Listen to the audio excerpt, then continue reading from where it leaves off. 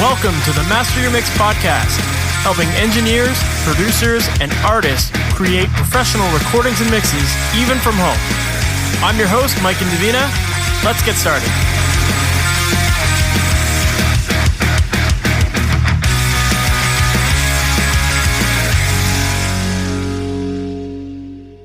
Hey, welcome to the Master Your Mix podcast. My name is Mike and Davina, and thanks for hanging out with me today.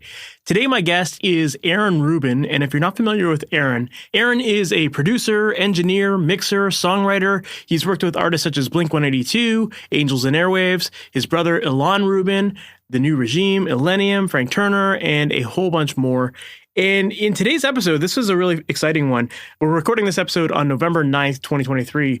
And last month, the newest Blink-182 record came out, which Ilan worked on. He got credits as a co-producer, as a writer. He engineered on it as well. And I got to say, I'm a really big fan of this record. And I just happened to reach out to Ilan just to compliment him for a job well done on the record. Like I said, I really enjoy it. And he was nice enough to come on the podcast as well, which was awesome. So yeah, I was super stoked to have him on the podcast and to learn more about, working with a band like Blink. And he's got a long history of working with Tom Delonge, the guitarist and singer from that band. He's worked with him on all of his other projects. But I was really interested in learning more about this new Blink record.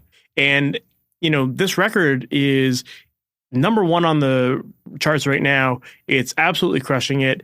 And for people who aren't familiar with the circumstances around this record, it was a band that had basically kind of split up and then reformed with different members, and then now Tom Delonge is back in the band. And so there's a lot of story behind how this record came to be, and I'm not going to deny it. Blink is a band that I absolutely love, and so when a new record comes out by that band with all the original members, I was really stoked to hear it, and I just think Ilan did an amazing job. So yeah, it was really cool to learn what went into making this record and get some insight into some of the production side of it, some of the writing side of it, some of the technical stuff. And Ilan is just a completely open book. He's a straight shooter. And I think you're going to learn a lot in this episode. And it's funny, about 3/4 of the way through this episode, I thought that, let's wrap up the interview. I don't want to take up more of his time, but Ilan was really gracious, and him and I just ended up shooting the shit for another half hour, and it was awesome. I thought we covered some really cool topics, and he was just like, yeah, man, just keep that part of the conversation in. That's totally cool. And so I think if you're a Blink-182 fan, you're going to really love this episode because you're going to learn a lot about working with that band and get some insight. He even addresses some conspiracy theories that are floating around on the internet regarding the album right now. So cool to hear about that.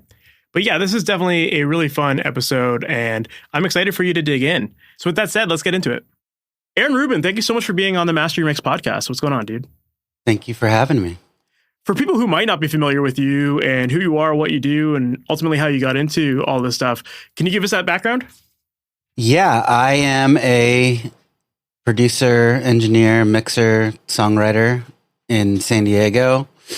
I worked with such bands as Blink-182, Angels and Airwaves, The New Regime, Night Riots, done some stuff with Frank Turner, Illenium, a bunch of other stuff. And yeah, I'm just living life, keeping busy, and doing what I love.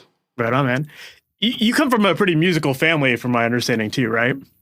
Yes. I have a little brother who is a drummer. His name is Ilan Rubin, and he plays for Nine Inch Nails. He plays for Angels and Airwaves. He's played for Paramore in the past, and a bunch of other stuff. Right now, he's been out with Danny Elfman. So yeah, he's my little brother, and I actually used to manage him as well. We were in bands together, and then he joined a bigger band, and I started managing him because I was also managing some other bands at that time. And it probably wasn't until about COVID that I just quit management and just went full time into production, mixing, engineering, and all that fun stuff. Nice. Were you always kind of dabbling in the production side of things? Yeah, when I was in bands, I was always the guy hovering over the engineer, asking him questions. What mic is that? what was that plugged into? What, why are you doing that? And then when our last band broke up, that was kind of like let's figure things out. And at that point, I was kind of like, if I never played on stage ever again, like I wasn't going to be bummed. But the one thing that I probably would miss would be writing and, the whole recording process. So I ended up getting like an M-Box at the time. And then that was like in 2000, I don't know, 5 or 6. And kind of just wanted to, paint, quote unquote. Mm-hmm. It was just, something that I'd be able to do. That'd be a creative outlet, a hobby, and, express myself without the intention of anybody ever hearing anything I worked on or whatever. And then, as time progressed, Ilan actually asked me like, hey, what do we need to record like a full record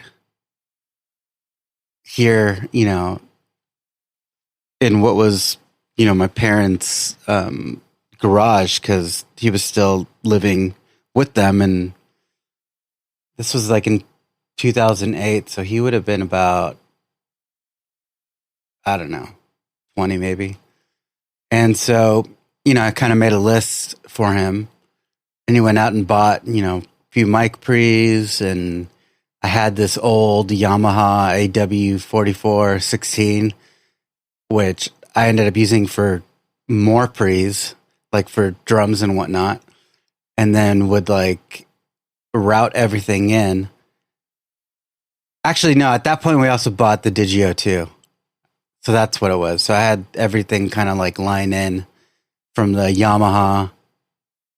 I don't know how I had it. Honestly, yeah. I don't even remember anymore, but we made a record and it was like, all right, we're off to the races. We're figuring this out. Like, it wasn't like, man, I should probably learn how to do stuff. Like, it was just kind of like, figure it out. Eyeball stuff, set up the drums. Like, does it sound good? Sounds good to me. All right, let's track. Like, guitars. And I mean, when we're doing guitars, I'm doing like multi-amp stuff. So it's like, I don't know. Pretty elaborate. I go back and listen to that record. I'm just like, I can't believe that this thing sounds this good. And I had no idea what I was doing. Sometimes there's that ignorance of the process is actually a good thing, because it forces you to like really use your ears and just trust those, right? Absolutely. And so, then other clients of mine that I was managing heard that and were like, hey, well, we got to record this song for this. And hey, we want to record a record. And it's like, okay, well, I started making those records, and then people outside of my like little client roster started hearing my stuff and, asking me to do a song here or there or mix some stuff. And, my hobby became a second income, and it was cool. It was very organic, and it was kind of like the universe pushing me in a direction. And I feel very fortunate that all that stuff kind of happened, because a lot of people go through life and they don't know what they want to do. They don't have the, maybe the network or support or all sorts of different things. So the fact that it was able to just kind of, make itself appear in front of me and be something was like, all right, I'm going to kind of follow the path and still do both things, management, of which I loved management, because I was always that dork in the band who was, talking with the promoters, the labels, and whatnot. So, but, then COVID hits and your hands are tied behind your back in terms of what you can do management wise for artists, because touring's shut down, radio's shut down. Like, labels are pretty much shut down. Everybody's working from home. Nobody can't plan like beyond 2 weeks. But that's when recording started going like nuts because everybody was home and just wanted to record and create and make stuff. So that became an incredibly busy time for me. Yeah. It was the pandemic. And at that point I was like, you know what? If I'm going to be sitting in front of a computer all day, I'd rather be making stuff and being artistic. Fair. As opposed to groveling and asking people for put a band on tour or, you know, labels to listen to something and, you know, all that fun stuff. So how did you like learn the engineering side of things then? Like, it sounds like you guys were just kind of doing it on your own, or did you have any other like training at all of some sort? Or I didn't really have training, but I would look up stuff like crazy. Anything I would read had to do with recording. Anything I watched had to do with recording, whether it was on YouTube or obviously stuff like Mix with the Masters and Pure Mix wasn't like out yet, but that then came later, and then that was like a huge thing. One of my good friends, Joe Marlette, he is a producer, engineer, mixer as well, and I would literally just ask, like, or if he'd be doing a session in town, I'd just roll in and hang out and just kind of observe and kind of see what he was using, ask questions. If I came to a point where I was stumped on something in Pro Tools or something's not sounding right, you know, he was always there to kind of, you know, mentor in a way. I call him my Obi-Wan. And yeah, so I had that, but honestly, it was just like one of those things. It's like when you're really into a hobby, it's like you want all the information. So it was whatever I can get my hands on the internet, whether it was like Mix Online or the EQ Mag or Sound on Sound. It's like I was always researching, always trying new things.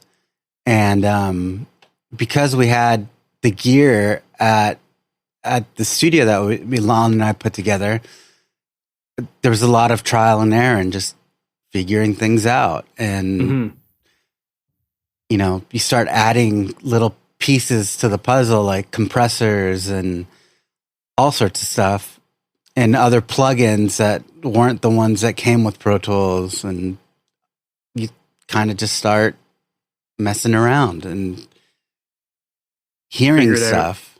Yeah. That's awesome. Yeah, I mean, it sounds like, you know, you guys were just kind of doing it like DIY and picking up the skills as you went along. And obviously, you know, it sounds like you got to a point where people were then starting to ask you to work on projects. So you're getting that experience, and, you know, that's obviously going to make you stronger. So I'm curious to know, like, you know, you had the management side of things for so long, and then you got into the engineering side of things. And like you said, like it was only around COVID. So it's only been a few years that you've been kind of like all in on this from the sounds of it.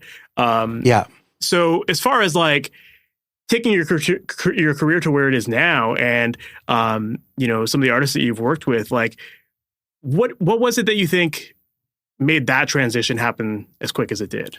Because there's some people that are at this forever and like never get to work with artists at the caliber that you're at, right? Oh yeah. I mean, I'm fortunate, but I'm very fortunate that I've been able to have a broad network, and a lot of that did come from management because I knew a lot of people. But so I would say that probably like the first record I ever put out was like in 2008, and that was that first New Regime record. In about 2012, Ilan had joined Angels and Airwaves, and he, you know, I told him they had just finished. He joined the band, but they were about to release Love Part 2, which was their fourth record. Ilan had nothing to do with the record.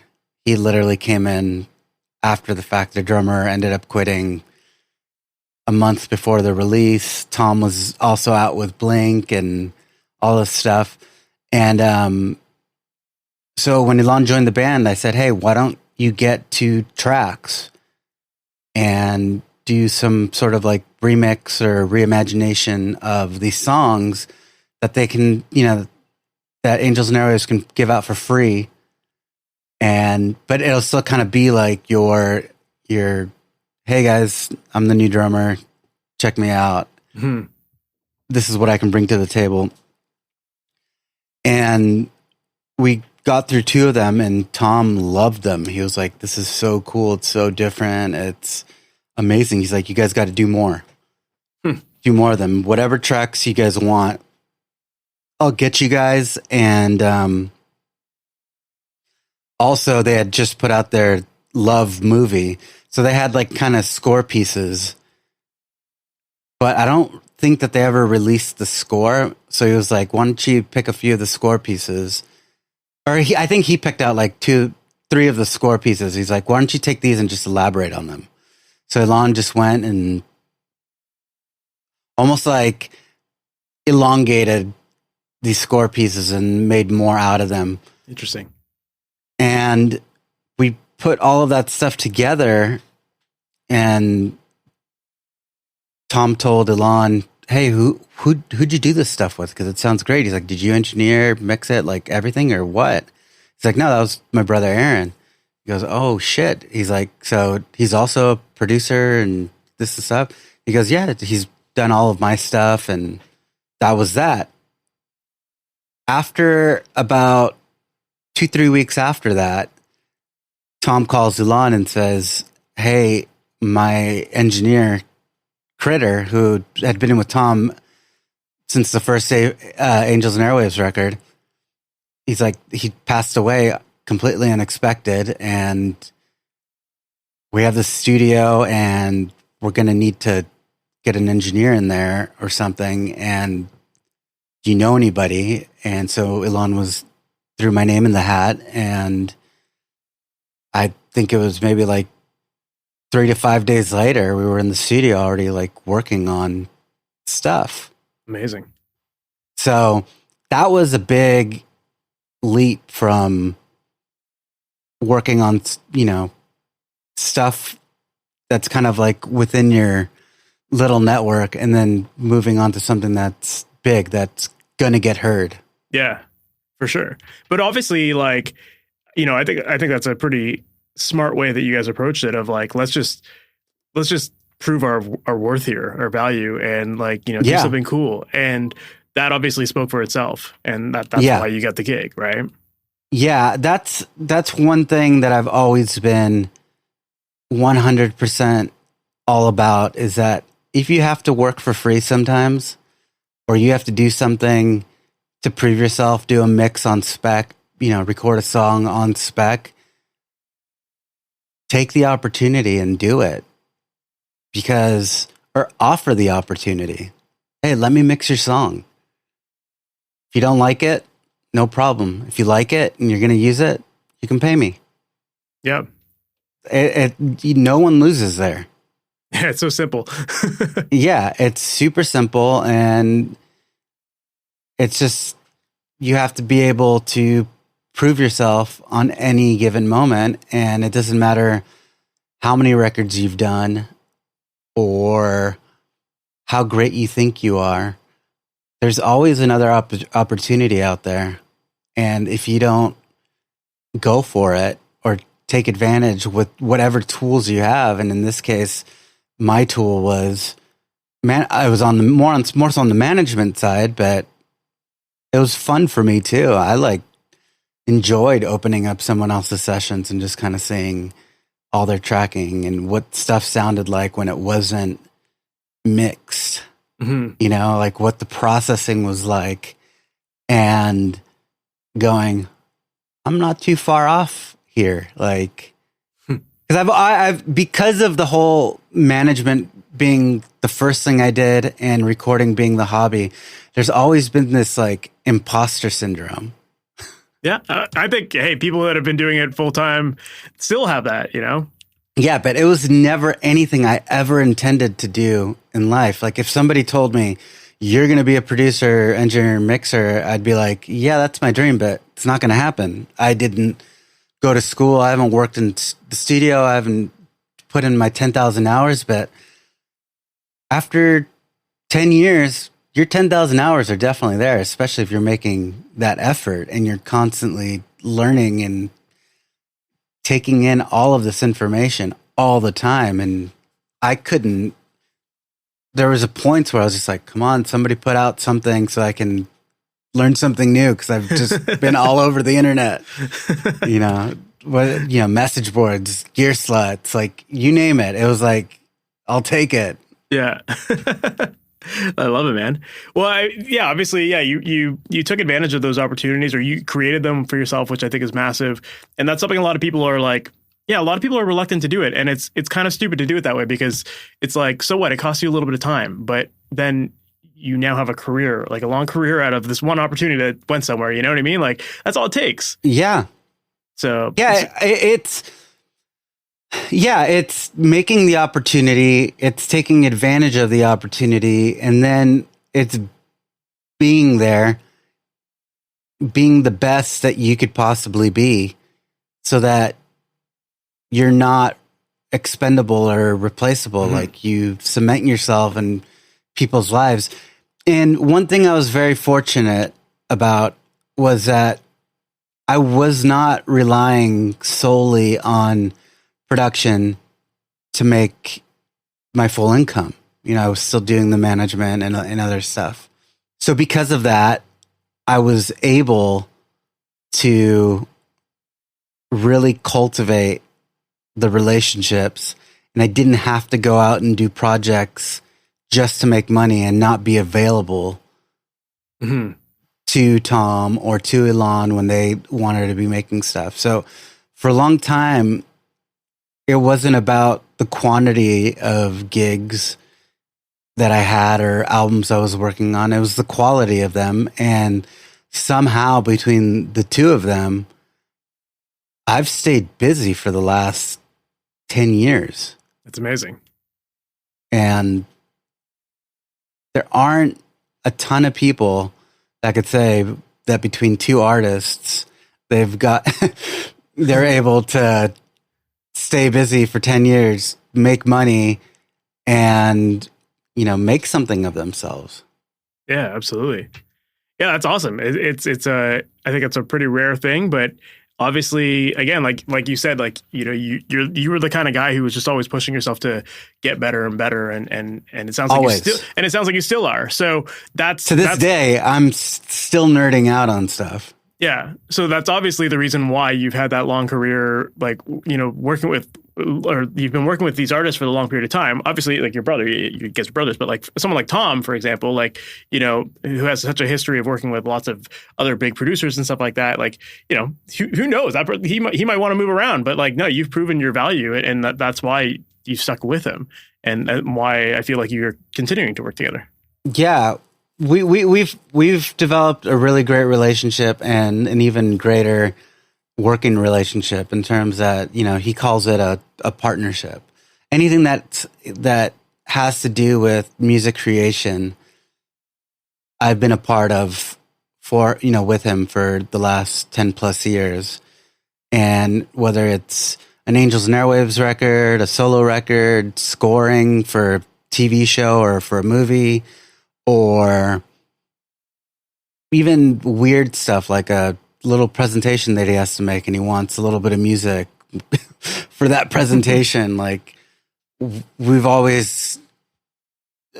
just work very well, and we have a lot of the same musical taste. And so when he references stuff, I know what he's talking about.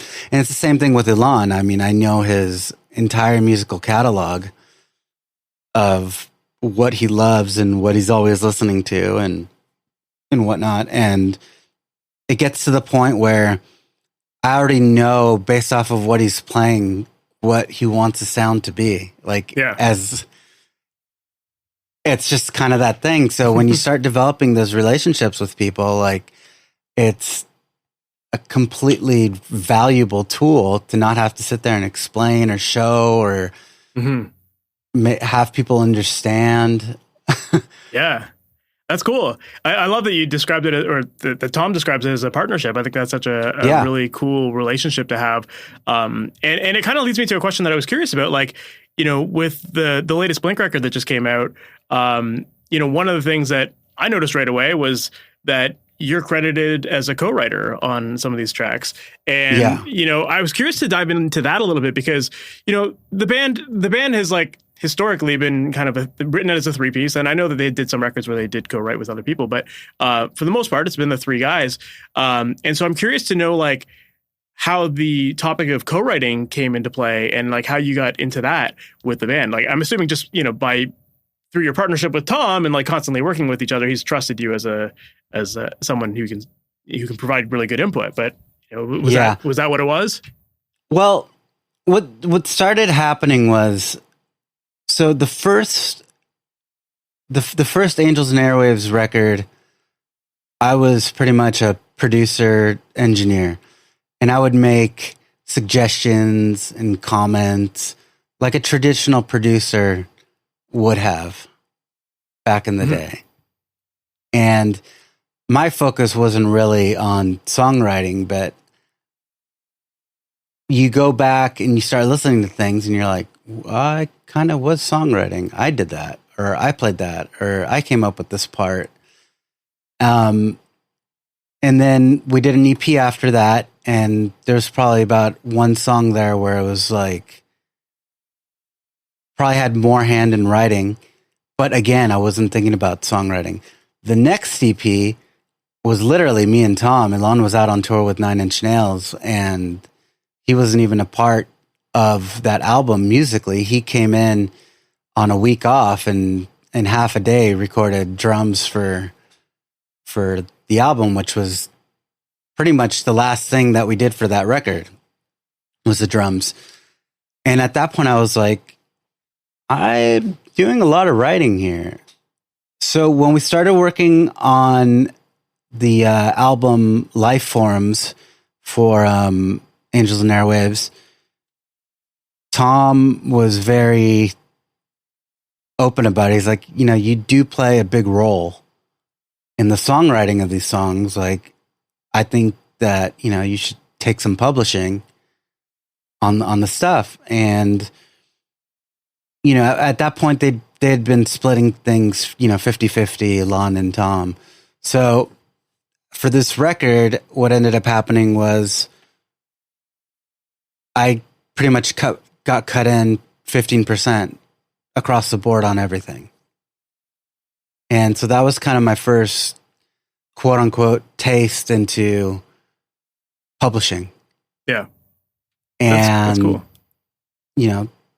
Taking credit for songwriting. Because I've always seen songwriting being one of those things for a producer. I'm not one of those guys that goes out on songwriting sessions, and although I have in the past couple months, but I've always seen it. But this day and age, it's like the songwriting game is so out there, and everybody's all about songwriters.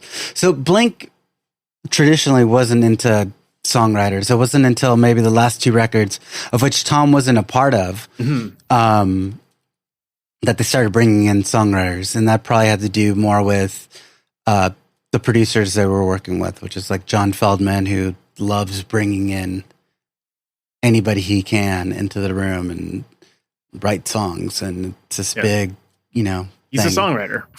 Yeah. And he himself is a songwriter as well.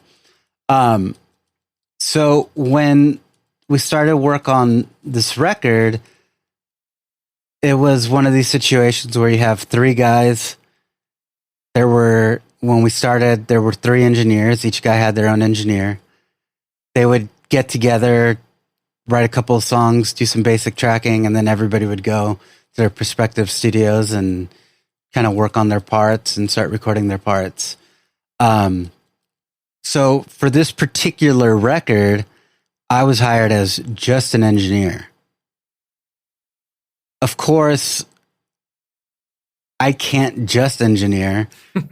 with Tom because we're just in a routine. Like we get together and he'll have an idea and I'll be like, oh, that's cool. Hold on. Let me grab a bass really quick and start putting all these chords under it. And then say, oh, it'd be great if we went into this part. He's like, oh, that's rad. I think a melody like this over. So it just starts snowballing. It was just kind of one of those things where it's like, okay, let's just see where things end up. Like you do you. If you get credit for songwriting, awesome. If you get credit for co-production, awesome. If you don't, who cares? You just engineered what's going to be a massive record, you know? So again, that goes into what I mentioned earlier, that you just got to do your best work always and be ready to give the ideas, to take things to the next level, not just sit on your hands because, well, I'm just an engineer. I'm not getting paid to do X, Y, and Z. So for sure, you figure it out. So all of these things, it wasn't until the album was done that, you know, I had a conversation with Tom and said, hey, you know, do you think I brought enough to the table in terms of songwriting to ask for a, you know, small portion or credit or whatever? Also same thing with producing, you know, it's like, do you think I can get co-producer on a few of these songs that I actually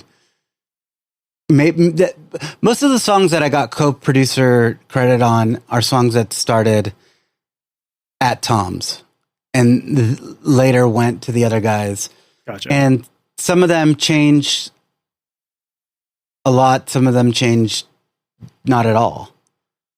So I kind of felt like the direction of where the song went merited some sort of co-producer credit, and the band were very gracious and were like, sure, here, you know, you'll get your credit and you'll get your co-production credit. And I love that. It's absolutely amazing and jarring to see your name on this massive record that's on the TV. Like my girls will sit there watching Apple Music, like the lyrics going up, and then all of a sudden at the end my name pops up and they're like, oh my God, it's your name.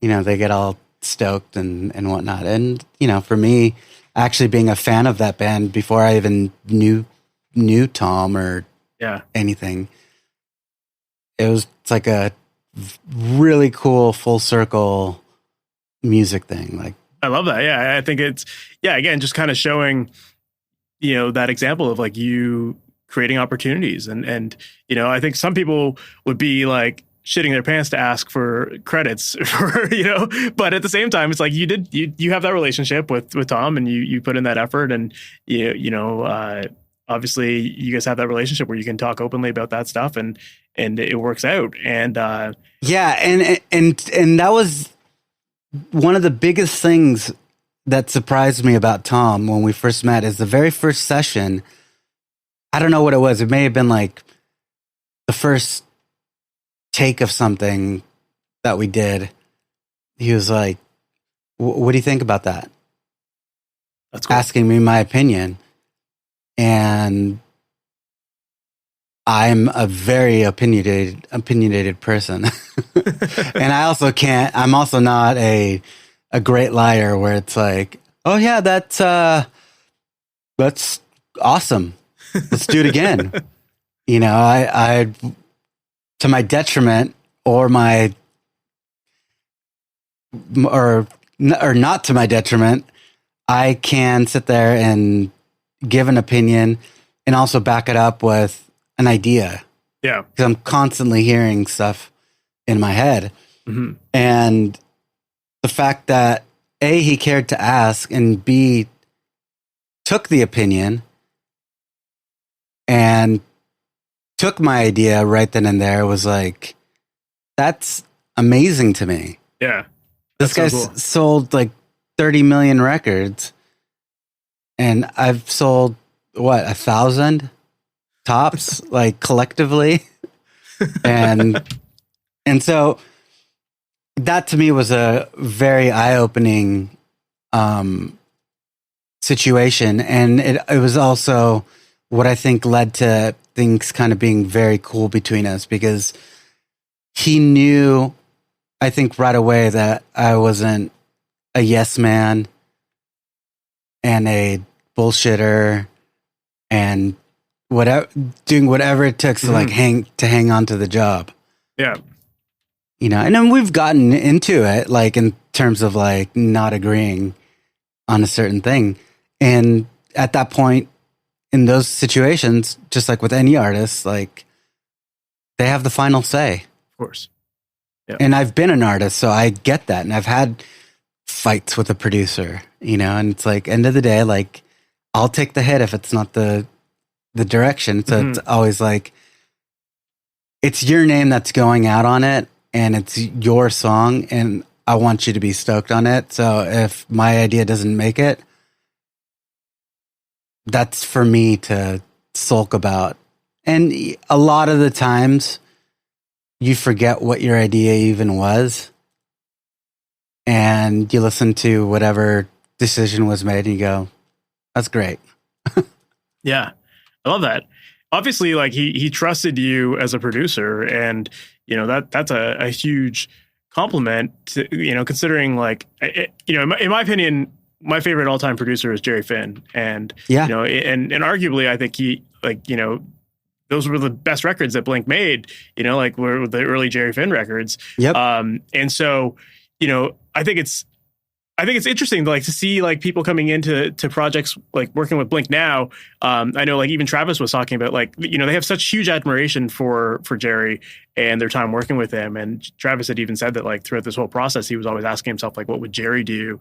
And I'm curious to know, like, you came into working with Tom as a fan of their band and having listened to those records. Did you feel like with this record you had to like honor Jerry's legacy in the album at all, or was that like a thought for you throughout this process?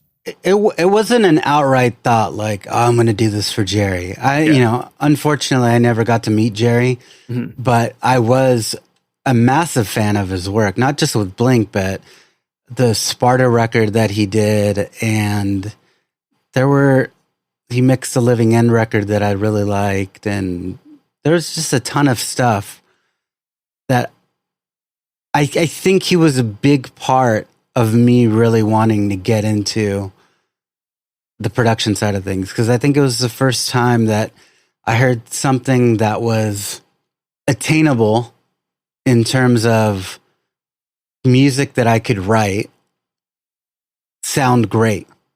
You know, before then, the stuff that sounded great was not necessarily the stuff that A, you could write, or B, wanted to write. Fair. But then you start going back, now that you have this newfound passion for sonics, and you start listening to older stuff and going like, man, these things are like incredible. And I think Jerry's work, particularly on Enema of the State, I think opened my eyes to a lot of things sonically. So in working on this side of things, I wanted to make a big distinction from what Blink sounds like and what Angels and Airwaves sounded like. Because I always felt that Neighborhoods and Dogs Eating Dogs, which are two of the albums post Jerry, to me sounded like Angels and Airwaves and Plus 44, which was Mark and Travis's side project. And didn't have that Blink sound. I think because Tom wanted to, you know, come back into the fold and be like, look at all I've learned with synths and these big soundscapes and whatnot. And for whatever reason, there wasn't that like click. Like none of those albums sound like the previous one, like the previous Blink records. So there wasn't a line that I could draw. So I think this time around when Tom had started bringing songs back, it automatically already started sounding like Blink. Just the three of them writing stuff for Blink as Blink. And so I told Tom, I'm like, it's incredible how this just sounds like you guys, like Blink-182. It doesn't sound like these other things. I think we should be super cognitive of that as we start moving into the rest of the songs, and don't look at a keyboard until we absolutely need something that's going to maybe support the song, but it shouldn't be like the part of the song, like the sound of, it should be, because, there were synths and stuff all over those Jerry records. And, but they never played a lead role. It was always like, you almost never even noticed they were there. No, like it's not till like the end of the song where things are fading out that you start hearing a synth coming in, or if you really start to listen, you start hearing like in a breakdown, there's this. I mean, you hear piano for sure. Yeah. But as far as like synths go, like pads and whatnot, like they never played a massive role. And so I think I tried to keep to that as much as humanly possible. We also recorded all of the guitars with a fractal axe effects on this record. Interesting. And that's something that we had been doing since the previous Angels and Airwaves record.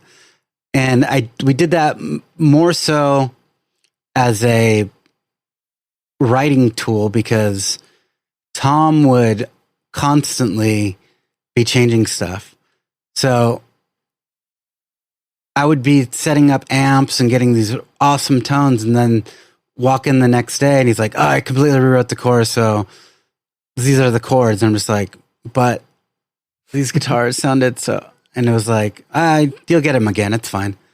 So after about a few months of that in Angels and Airwaves, and we started using stuff like Amplitude or Guitar Rig to at least just songwrite. And we'd always have a great DI signal. And then I would reamp stuff in the end.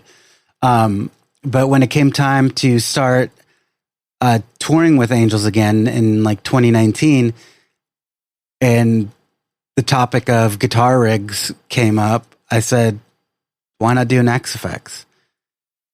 And at that point, Ilan had, 9 Inch Nails had been using Kempers and X Effects. And actually, Trent was using Guitar Rig on the first tours Ilan was a part of.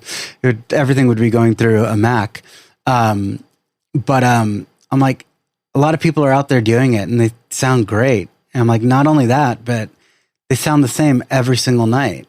There's no phase issues. There's no, mic weirdness. If a pedal goes wonky, like it's going to sound great. And we started using it in the studio and I was like, I don't think we have a reason to have to go, get in a studio and get a bunch of amps out and spend time getting tones. I mean, this thing's amazing. So within that, I'd done a whole slew of things with Angels and Airwaves on the Axe Effects.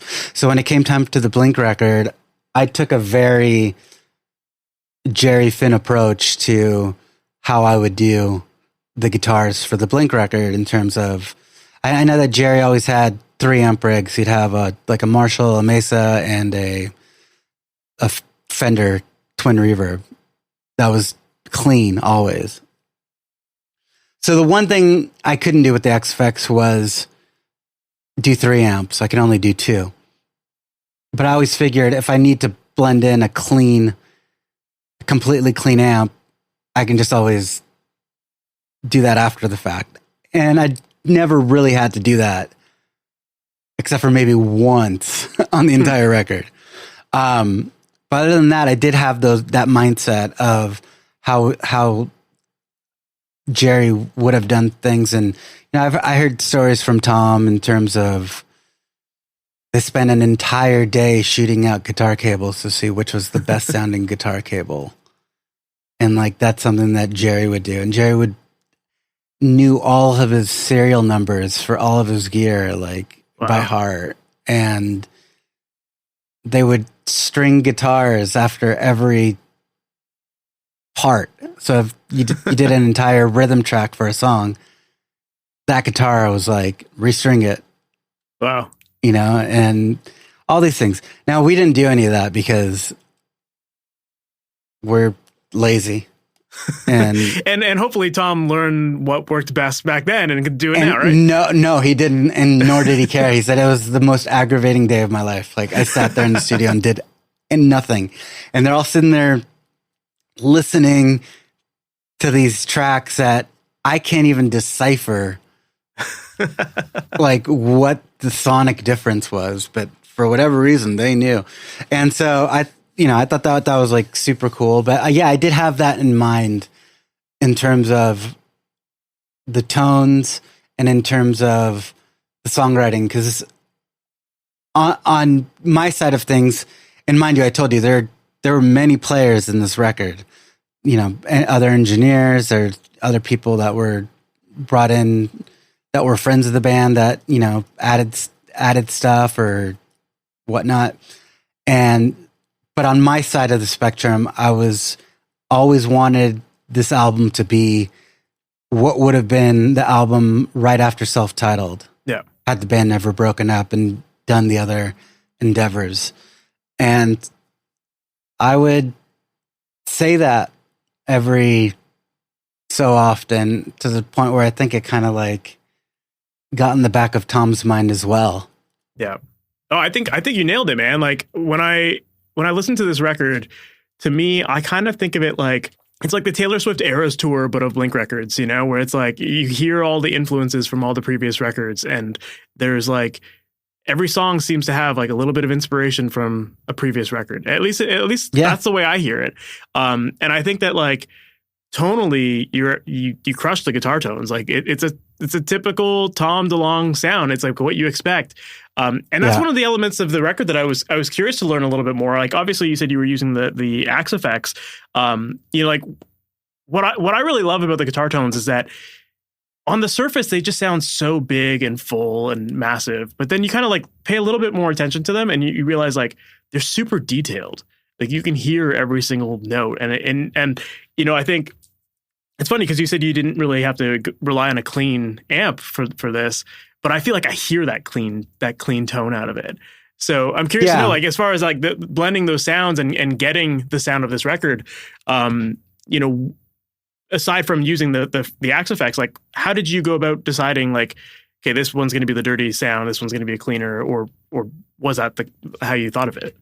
What I primarily did, I know that Tom's always liked to hear the bigness of the distortion, but he also likes to hear the clarity of the note.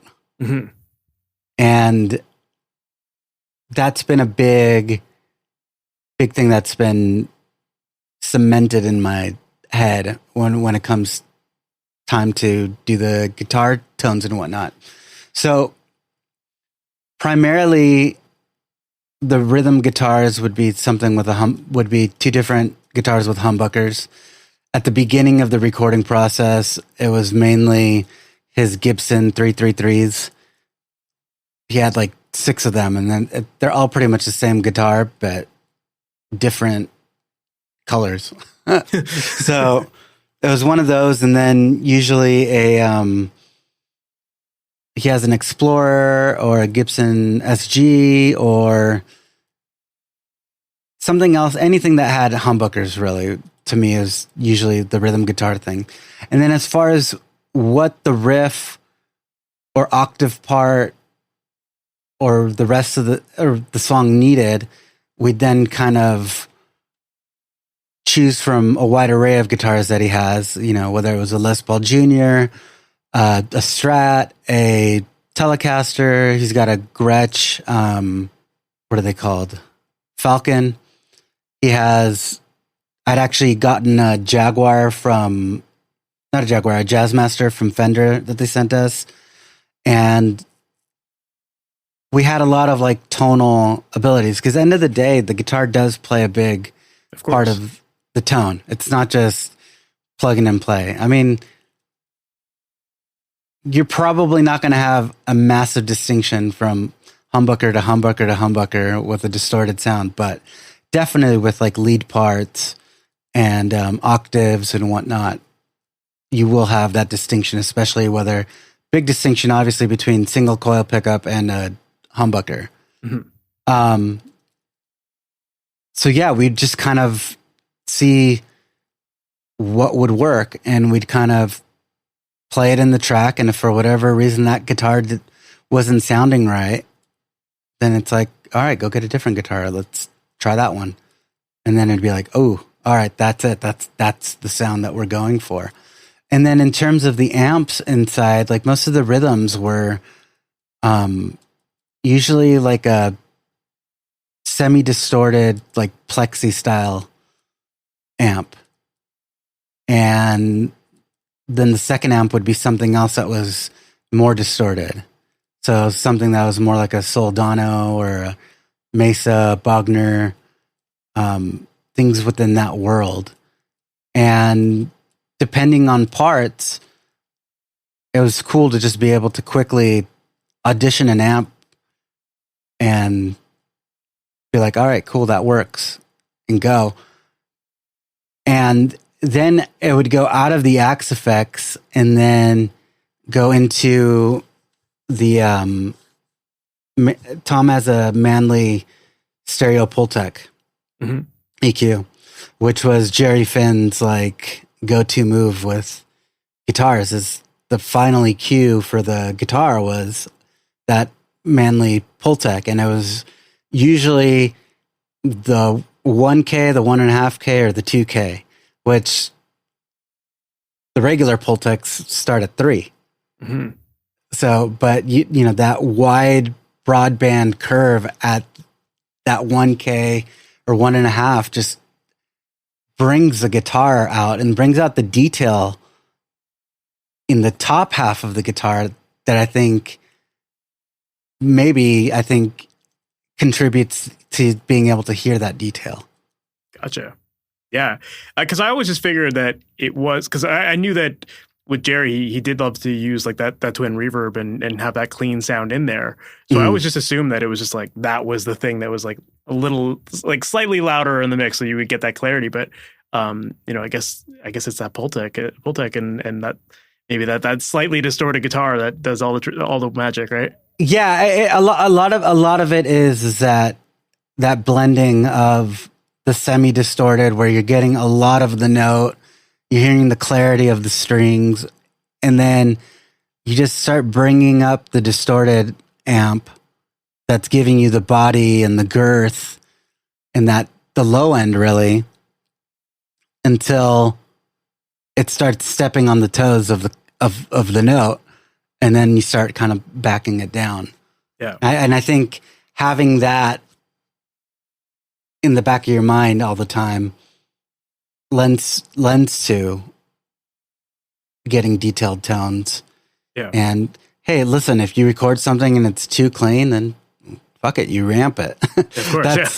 that's the positive part of doing things how we did it, is that I could always reamp it. So I'm always taking DIs of every single guitar. And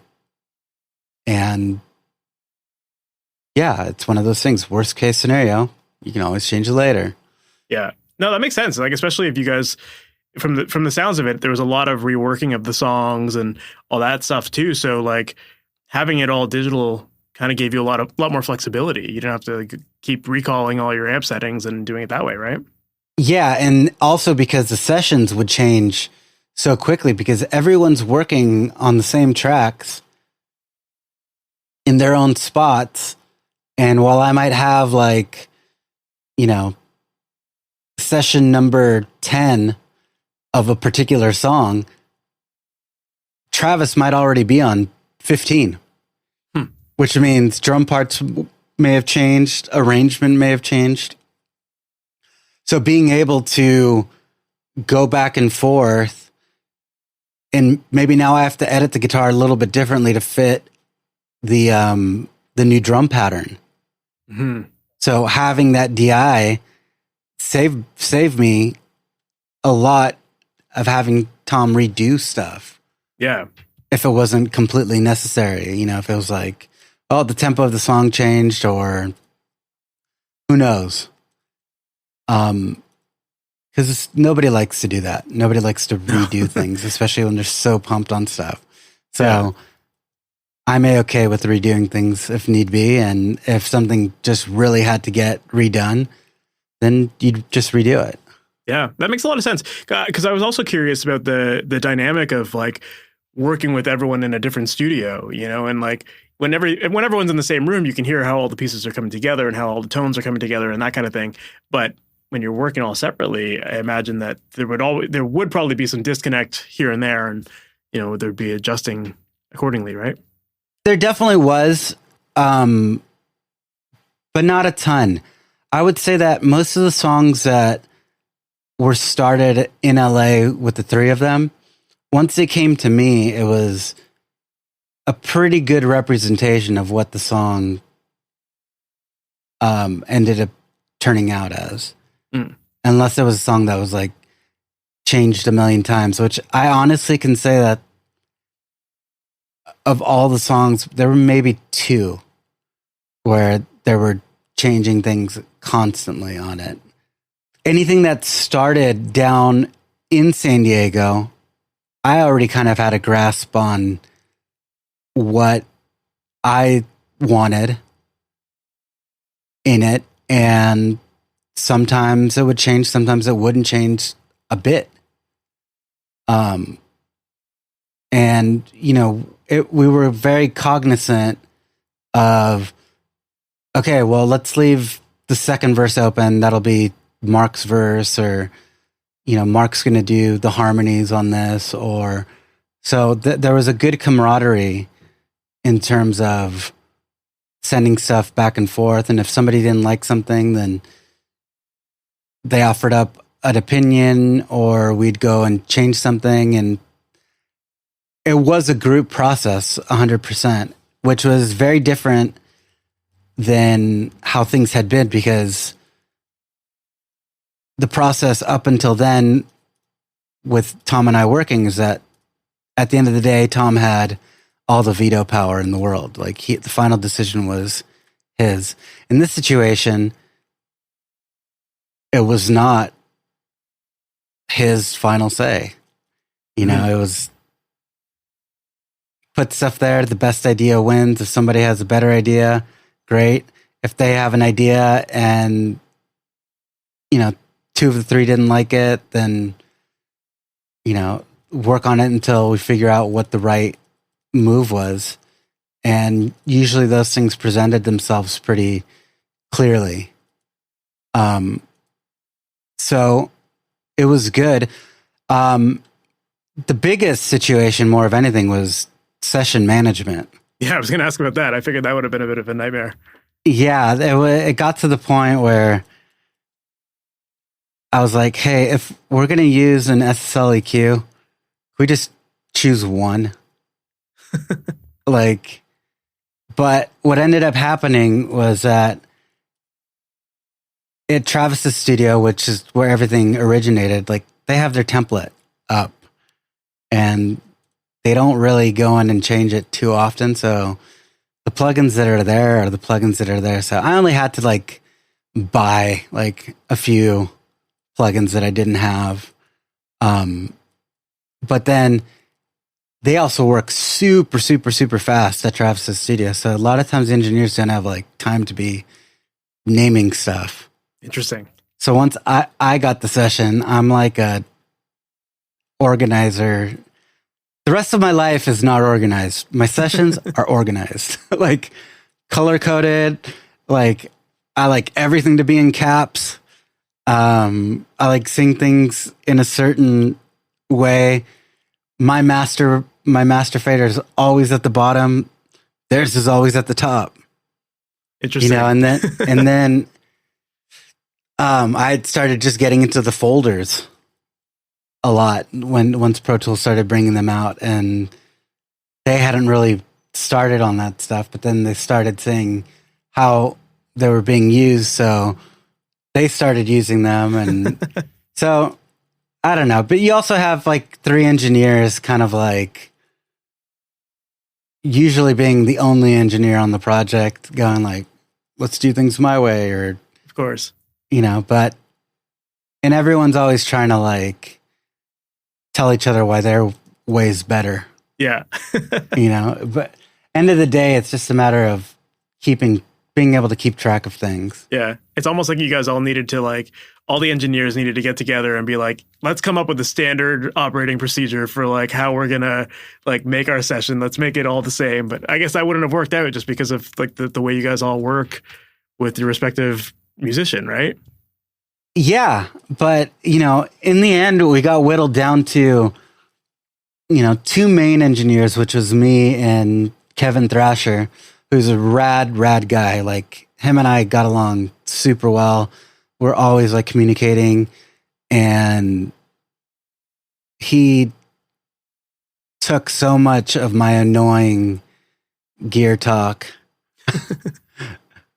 I don't know if he took it in because he wasn't even paying attention, but he'd always be like, "Oh yeah, that's rad. Yeah, totally." So I kind of felt like we had this like a good connection, and things started working out right. But then there'd be an odd moment where Kevin was out doing like another session, and somebody else would come in engineer, a bit, and then it was different. And I was like, okay, here we go. But by that time, it was like, it is what it is. This is record the parts, get the stuff there. We're not going to be mixing these songs, so yeah, let's just get things sounding great and as tight as can be. Why do you think it was that you guys decided to like kind of record things at separate studios? Was it just like a convenience thing or like scheduling thing, or? Well, Tom lives in San Diego. Yeah. And Mark and Travis live in LA. And Tom loves his house. It's a very nice house. And, he's got his wife and he's got his family down there. And the rest of the guys have their respective lives up in LA. So it was just one of those things where it made sense. Yeah. But whereas on past records, they had done the whole everyone in their own studio thing, they did get together every other week for about 2-3 days, wrote songs, worked on some other songs. And so there was that writing together thing that I think with a band like that is incredibly important. Mm-hmm. So yeah, it was just a matter of convenience for everybody. And Travis lives in his studio when he's not on the road doing something. I mean, he's constantly there doing a bajillion other things, whether it's somebody else's record or drums for somebody, or I think during the course of making the Blink record, he was doing a bunch of other records at the same time. No, that makes sense. That makes sense. If everyone, just to make the process move along faster, I guess, with everyone in their own thing. And also that comfort of like, you got this band coming back together. Let's not ruffle any feathers by like keeping everyone separate and all that kind of stuff. But like, it's kind of getting the best of both worlds, I guess. Yeah, it was, they wanted to make this record, and they were very cognizant of the fact that I think at that point that the 3 of them are the reason why Blink is Blink. It's not one person, it's, you take one cog out of the machine and that machine is no longer the machine it was. Like, there are 3 cogs that make up this collective beast of a band that's honestly bigger than the 3 of them. It's true. Yeah. They've been a staple in so many people's lives already for over 20 years. And people have literally gone from their parents going to Blink shows to now maybe even having kids. Like, you might have 3 generations of Blink fans, which is crazy. That's wild. Yeah, you're right. You know, like my daughters love Blink. It gets to the point where they were listening to the record as we were making it.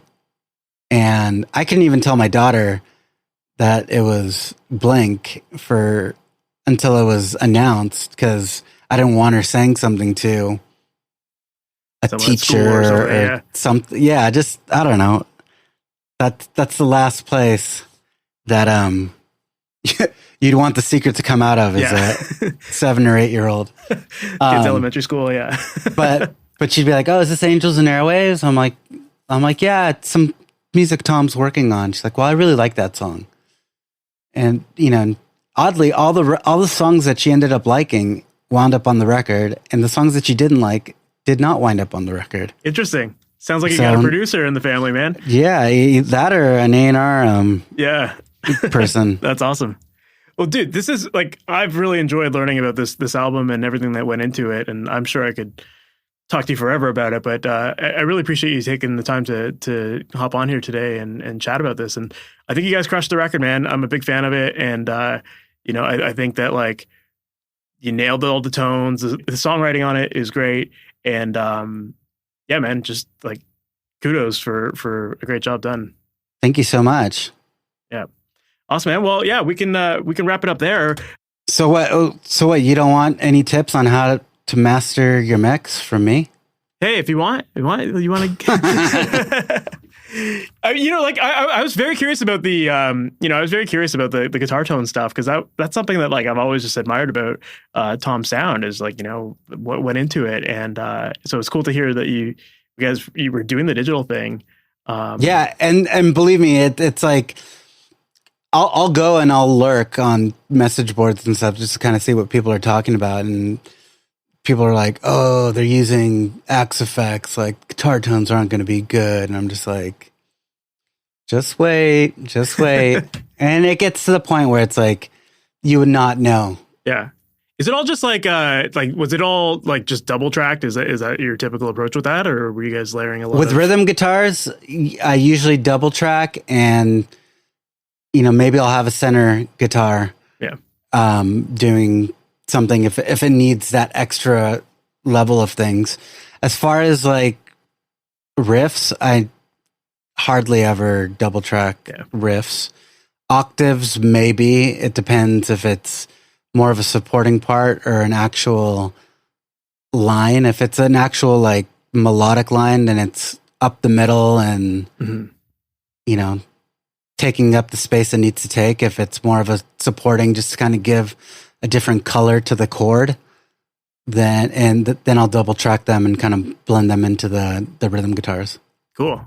Yeah, I kind of figured that was the case with the guitar tones, but yeah, like I said, man, they sound awesome. It's funny you were mentioning like how you'll like occasionally look at like what people are saying about the record or whatever. I don't know if you can confirm nor deny this, but there seems to be this big thing on Reddit right now where everyone's convinced that there was new mixes of the track of the album put up on like Spotify or anything like that. Is there any truth to that? I have not found out. Like, fair. But to my ear, I think there's been some interchange of songs here and there. Okay. To my ear. And I think it's in the drum level here and there. Yeah, that seemed to be the thing that most people were calling out. So yeah, I wasn't sure. I think it's always interesting when artists do that and kind of learning more about why. But yeah, why? Because honestly, I think a lot of people these days have so much information where they can see what people are liking about the record or disliking about the record, and if it's something that they think that, hey, we can fix this low key, fair, they'll do it. Why not? Like the label will pay for it. It's the biggest rock band out there right now. Yeah, you have a number one record. Why not make it more friendly to people's ears? Exactly. And for, I think most mixers these days, the amount of stems that they have, because of the whole Atmos side of things, to go back in there and do the same mix, but bring the drums down a dB. It's completely doable. I'm waiting for the day where people can just mix the stems on on like Spotify, and if you want to hear more vocal, here you can bump it up a dB. If you want to hear more of this, bump it up. Just go for it. Because end of the day, such an interesting platform to have. I think it would. I don't think it would be too far away, to be honest. You know, I would love that. Yeah, I think there's so many times where people would be like, ever since Aaron's been doing the Angels and Airwaves stuff, like, I can't hear the vocals that well. And it's just like, well, there's on songs that I mixed, you can blame me all you want. Absolutely. But on songs that I didn't mix, like, yeah, it's the same guy that mixed the other two records. Like, I don't understand where it's coming from. And then a lot of the time people would be hearing the Atmos mixes through stereo, which are going to sound completely weird to people. And I didn't even know that I had like the Atmos mixes playing on Apple Music when I was listening to stuff in my car sometimes. Mm-hmm. And it's just like, it's true. Most people don't know like the preferences that they've got on their systems. Exactly. So I'm sitting here going like, I can't hear vocals. I'm just like, well, what are the bass settings on the stereo you're listening to? What are like, I can't go and EQ your system. Like, I don't know. Like, are you listening to stuff on like low quality when it's cellular, or are you listening to lossless? And like, there's so many different environments for people to be hearing stuff, and so many different like versions of the songs out there between the Atmos and the stereo mixes, that there are times where it's like, I don't know what you're talking about. And then you have situations where the people who made the video used a different mix by mistake, and now it's like, in this song, it's clipping like at this second, like, fix that. It's like, I have nothing to do with that at this point. Like, that's something that needs to get fixed at, it's funny, elsewhere. But yeah, I think we're in a wild world, and I would not be surprised if at some point in time you're able, to at least have like an 8-track mix of songs, and people can kind of play around with them in that regard. And AI is getting so good that you're going to be able to remix these songs yourself if you want. I mean, I know people have been making their own like little mixes based off of the different outputs of the Atmos mixes. So yeah, I think I heard some of those on like Reddit or something. But yeah, I mean, it's like there's that new Beatles track where it was like they separated, vocals from piano, and so it's like if that technology it's going to become widely spread at some point soon, and like then people are going to just be able to make their own stems and mix songs themselves, which would be so cool. It's so interesting. Absolutely. Did you actually hear the new mix of "Love Me Do"? I haven't. No. So it's on the single for Now and Then. Okay. And it sounds like it was recorded yesterday. Weird. Like, the vocals are so clear, like the mix is like completely separate. And it's like a modern mix of their first track ever. Wow. So I think that's what the Red and Blue record are going to be, are like a lot of those songs remixed with this AI technology to be able to separate a lot of these parts that have been living on a stereo and or mono tape for a long time. Yeah, it's so interesting. It'll be fun to hear like how far people take some of these tracks, and I'm sure you're going to get the people that are like gonna like re-trigger Ringo drums or something like that. It'll be so interesting and like butcher a lot of good stuff, but it can also make it interesting too. I think Martin is very respectful of what's there. Yeah. So I don't know that there would be triggering, but they're definitely using modern tools, whether it's plugins or a multitude of outboard gear that before it's like you kind of had to pick and choose. Yeah. I just meant more like when people have the ability to do it themselves, when they can like split out their own. Oh yeah. I mean, right? Then it's going to be the Wild West, and you're just going to hear like the worst mixes of songs, you know? Yeah. It's bonkers. I have like multi-tracks of like songs that like Killer Queen and some of these like classics, and you have the multi-tracks there and they just sound so good in terms of it. Like the tracks were what the tracks were. It wasn't like we'll fix it in the mix type of situation. Like what was tracked is what was in the mix. And, you know, other than maybe like an echo or a reverb that they used as an aux when they were mixing, all the sounds are pretty much there. And it was just a blend of stuff. And it's like so cool to hear the commitment. Whereas this day and age, nobody commits to anything ever. Yeah, I know.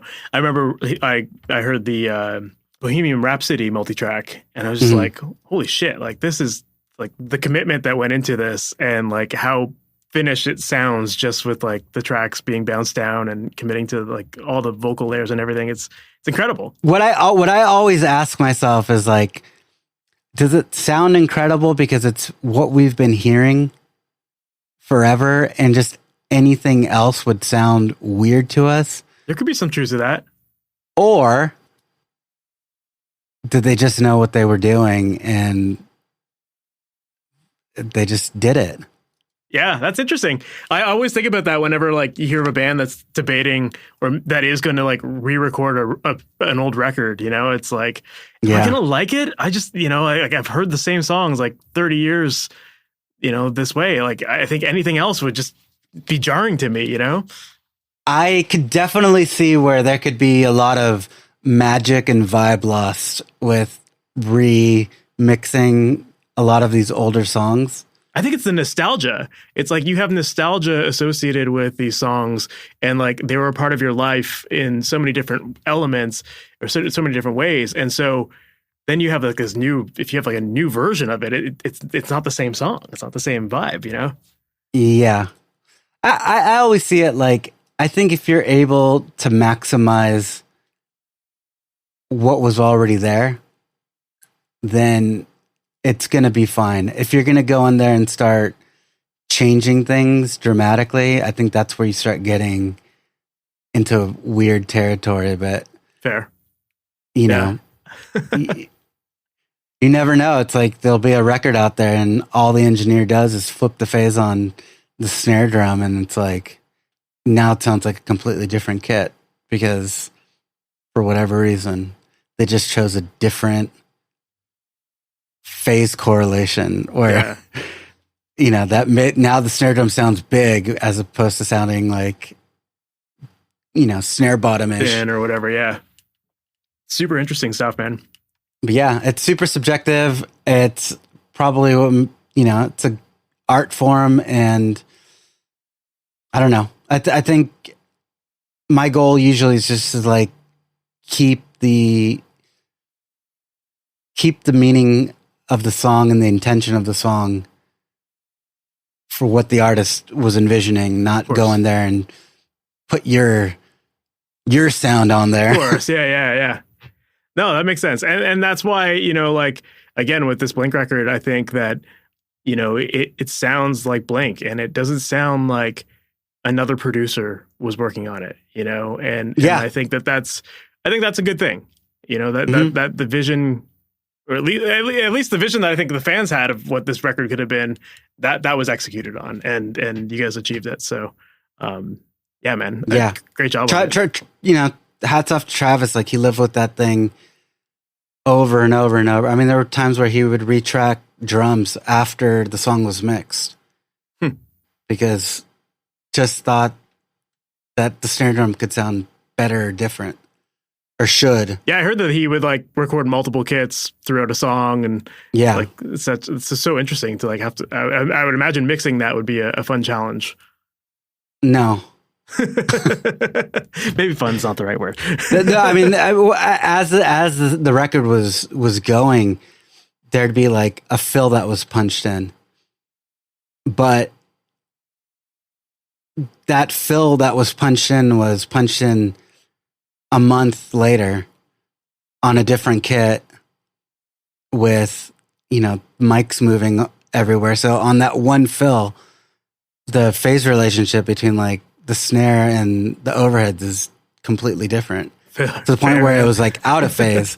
So it's like, I don't know if that played into it subjectively, or, it's one of those things where drums could have been redone at any point and nobody would have known.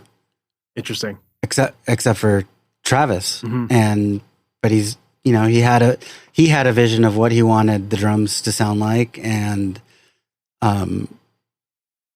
that's, he concentrated on that and tried to nail it. And his drum tech, Daniel's a great drum tech and is very knowledgeable and always brings fun toys and snares and drums into the studio. And so they're always like, swapping stuff out and doing that kind of thing.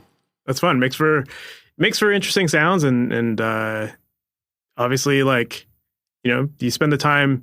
It kind of reminds me of what you were talking about with like Jerry and how they would spend a day like working on cables and stuff. It's like, you spend the time getting the right drum sound and you play with all the different sounds until you get it right. Meet the vision for it, right? Yeah, and usually drums are the first thing traditionally that get cut in a record.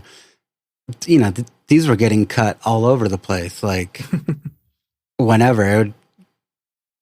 The song was never done until it was absolutely mastered. Yeah. Was there ever like, were you guys ever like programming drums at all? Like to like kind of like makeshift some parts, or was it always just like everyone just kind of did their thing? Yeah, we would, knowing that they would get, Travis would do his thing. But like if Tom wanted to write something and send an idea over, we would put drums on it. And obviously I would have Travis in mind and think like, what would Travis do? How do you even program that way? Like, he's just such a beast, right? Yeah. I mean, you have your thoughts as to what he might do, and 9 times out of 10, you're wrong, but at least it sounded like it could have been. Yeah. Or you'd put something in there that's like super basic, super simple, so that it's not boxing him in. Fair. To any sort of groove, unless it was like an intentional groove, which I don't think on our end we ever really, we're going to do that. Yeah. That's cool, man. Dude, this has been so fascinating to hear about all the stuff that went into it. And like I said, it's a killer record, dude. So great job. Thank you. It. Yeah. Dude. Thank you. Thank you for taking the time to do this. Like, no worries. I really appreciate it. And happy to come back whenever you need somebody. So that was my interview with Ilan Rubin, and wow, that was like a lot of fun. I loved learning more about that process that went into the latest Blink record, and I thought it was cool to learn more about, that Tom Delonge signature guitar sound that has really defined the sound of the pop punk genre.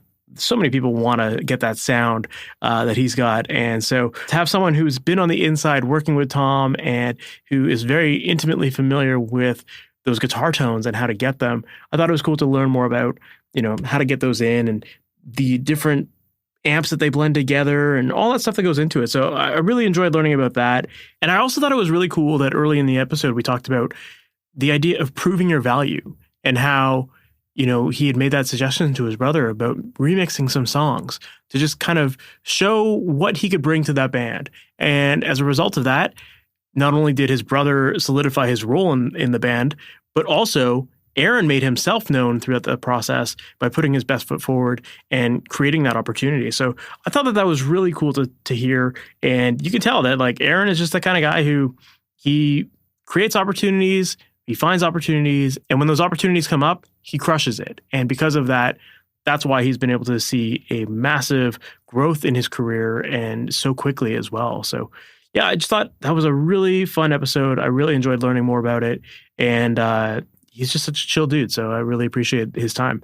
So with that said, I hope that you enjoyed this episode. And if you did, please make sure to subscribe to this podcast. That way you're notified about new episodes as they go live each and every Wednesday morning. And if you're the type of person who's working on music of your own and you're not sure what to do in order to get it sounding at a professional level, if you feel like your mixes just always end up sounding like demos and you're not quite sure what steps to take, well, I would love to help you out with that. Inside of my coaching program, Amplitude, I work one-on-one with my students to help make sure that the vision that they have for their project actually comes to life and that you're producing music that you're ultimately proud of and excited to share with the world. In this program, you'll get one-on-one personalized help and feedback on your tracks. So as you're working on your mixes, send them in for review. Get feedback, get steps on what to do to take that mix to the next level, and then send it back, and we'll go back and forth until your mix is finally done and you're ultimately super happy about it.